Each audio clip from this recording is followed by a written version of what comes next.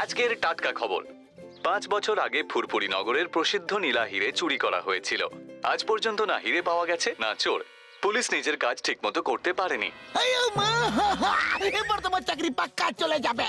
আমি এত অনুসন্ধান করলাম, তো খুঁজলাম চোরকেও এবং হিরেটাকেও, জওয়ানকেও জেলে পুরেছিলাম, কিন্তু ওর কাছেও হিরে পাইনি আমি।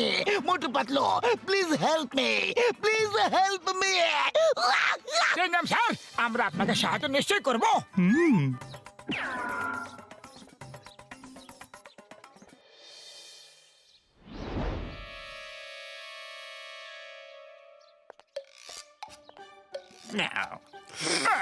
নাম্বার ওয়ান, তুমি একদম ঠিক বলেছিলে। মোটু পাতলু চিংগামকে সাহায্য করতে চায়, তাই হীরের খোঁজ খবর করতে মিউজিয়ামে আসছে। আমার শয়তানি মাথায় এমন একটা তুফানি আইডিয়া আসছে যে চিংগাম এরপর আর কোনোদিনও ওদের সাহায্য নেবে না। আমি ছাড়া আর কেউ জানে না যে আমি ওই নীল হিরেটা কোথায় লুকিয়ে রেখেছি। বস প্লিজ আমাদেরও বলো না তুমি ওই হিরে কোথায় লুকিয়ে রেখেছো। মেয়র সাহেবের বাংলোর সামনে পুঁতে রেখেছি, ওখানে কেউ খুঁজতে যাবে না। যখন ইচ্ছা তখন তখন গিয়ে আমি হিরে নিয়ে আসবো।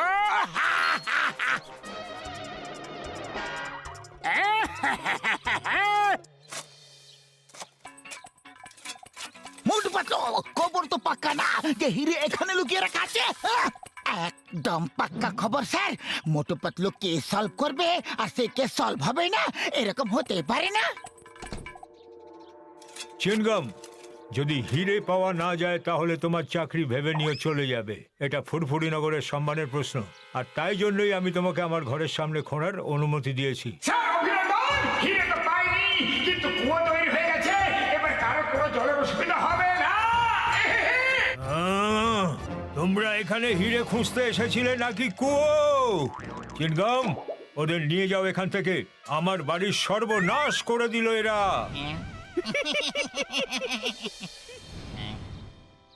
মনে হয় জন আমাদের জেনে শুনে বোকা বানিয়েছিল। ও জেনে গিয়েছিল হয়তো আমরা আসছি, কিন্তু এইবার ও জানে না যে আমরা এখানে আছি। আজ ও রহস্য আমরা শুনে ছাড়বো। হিরো তো ওই চুরি করেছে, আর এই খবর তো একদম ঠিক। আজ ওদের এমন বোকা বানালাম যে চিংগাম স্যার আর কোনোদিন ওদের সাহায্য নিতে যাবে না। ওই হিরে কেউ খুঁজে পাবে না, কেউ খুঁজে পাবে না। কেন জানো? কেন বস? কারণ হিরে চুরি হওয়ার পর চিংগাম আমাকে ধরে লকআপে